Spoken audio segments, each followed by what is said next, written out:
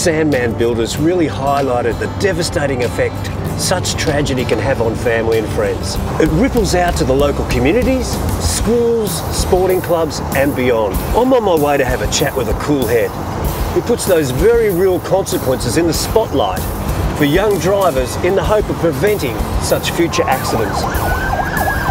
Whoops, looks like I've got company. I'll be with you in a tick.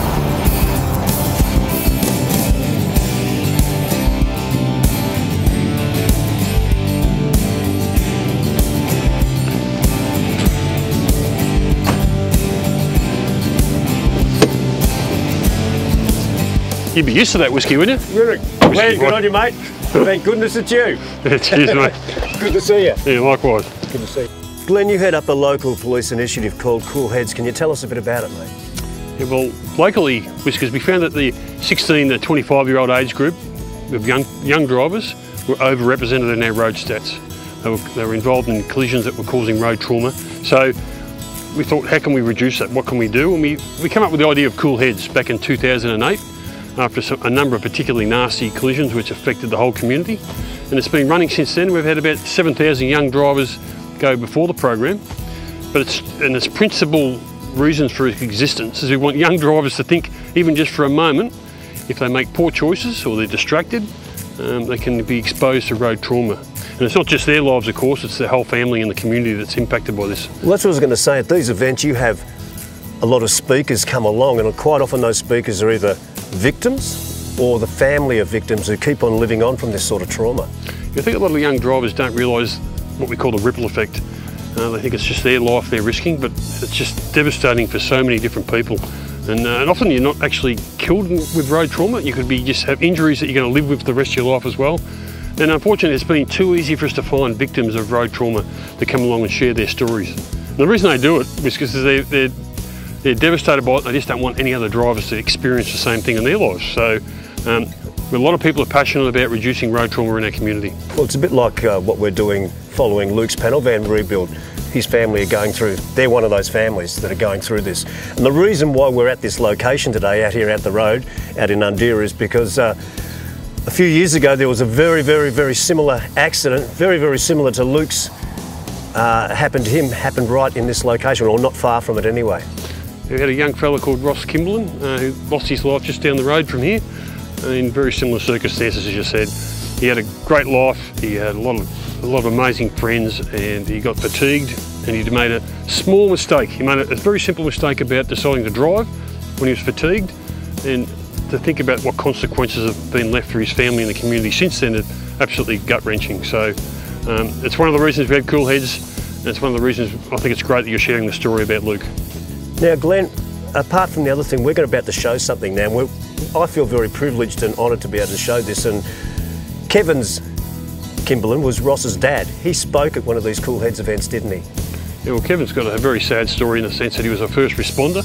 He volunteers a lot of time to the community with search and rescue and responding to road trauma. And unfortunately, on this particular night in 2009, his son was involved in a collision after being fatigued.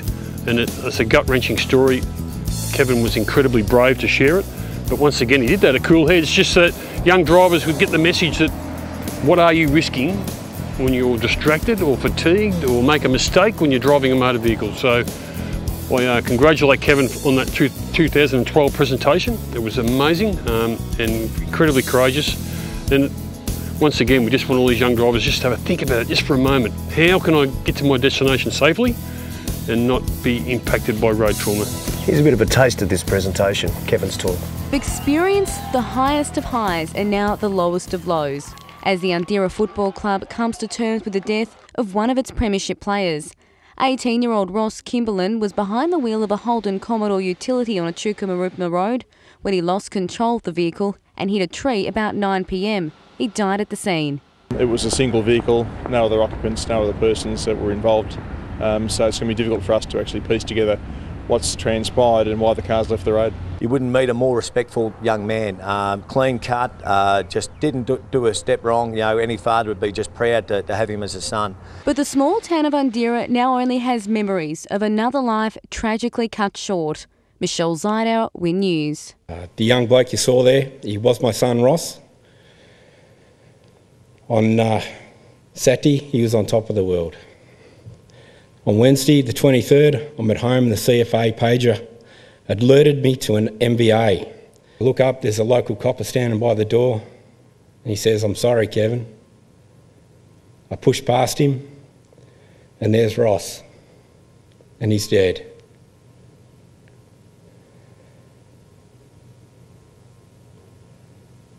I could hear this terrible noise. And after a bit, I realised that it was me. I was actually making that noise. It just couldn't be true. I'm not sure how long I stayed at the accident.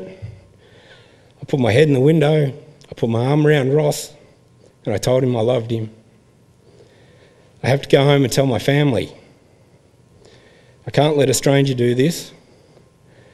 I've been to 14 fatalities in 20 years with the Undera CFA, and I know a grieving family is a terrible thing to see.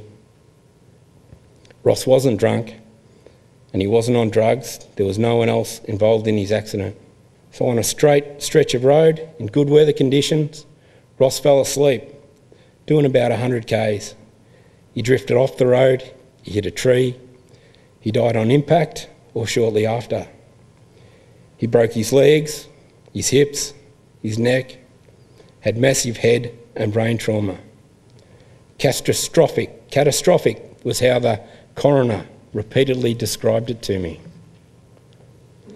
The thing with driving tired is you can't tell how tired you'll be in 5 minutes or 10 minutes.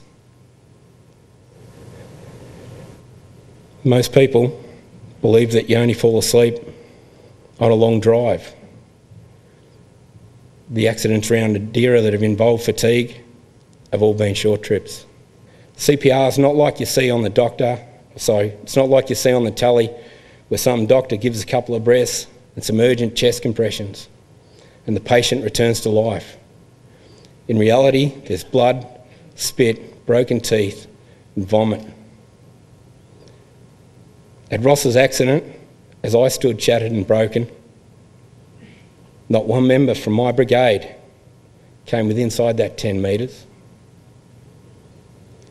I've seen up close young people die from fatigue, drunk driving, talking on the phone, speed and stupidity. One thing that amazes me is the little monuments that appear on the side of the road. Ross has one such monument, and friends and family go there to remember their loved one, and they tell me how peaceful it is. There is nothing peaceful at an accident. It is a place of horrendous violence, torn steel, broken bodies, shattered glass and fear, but never ever peace. Next time you sit in the driver's seat, shut your eyes and imagine what those last 2 seconds will be like. I don't have the words to describe what losing Ross is like or how you deal with it as a family. I know I have had black thoughts since he died, and I feel cheated out of something really, really wonderful, and I'll carry that with me for the rest of my life. I had hoped to leave here and leave a life lesson for you that may save you on the road. And I thought about it and I realised I actually didn't have one. I couldn't give Ross one and I couldn't save Ross. So I asked people I knew who were smart and caring, and they looked at me with a blank face. The reality is the things that will kill you on the road are as individual as you. But the one thing they all have in common is they start with a bad choice. It hurts me to say Ross made a bad choice, and it did kill him. When it comes time for you to make your choices, whether to drive or not, I hope the little voice inside your head reminds you of something you saw or heard here tonight. There are no such thing as car accidents, just young people's shitty choices. Thank you.